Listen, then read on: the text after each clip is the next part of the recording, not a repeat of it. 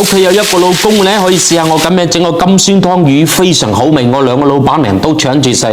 又嚟咯，妹妹，今日呢個咧千祈唔好學啊，我驚你日日都想食。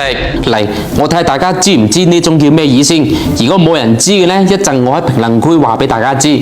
叫馬兒佬幫你劏好起，吉出嚟，攞翻嚟洗乾淨佢。魚片就斜刀咁切，唔好太厚喎，又唔好太薄，一定要均勻。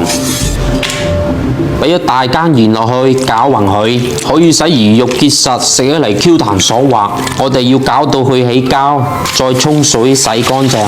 俾啲鹽、胡椒粉、生粉攪勻佢，再俾啲花生油封面。啲魚吉攞嚟煎。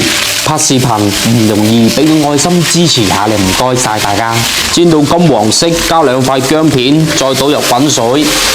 俾啲萵筍同埋金針菇，少許鹽。好食嘅關鍵就係呢個金酸湯，我試咗好多個，仲係覺得呢隻好食，大家可以試下。我將會放喺視頻嘅左下角連結啦，有需要朋友可以去睇睇。再留啲魚骨出嚟，再燒滾啲湯，放入魚片，冇煮滾熟喎，8成熟就可以，因為佢有魚溫，一陣仲會熟嘅。跟住倒出嚟，俾啲蒜蓉、辣椒乾、花椒，再淋啲滾油，激發出香味，酸辣開胃，超醬啊！快啲試下啦！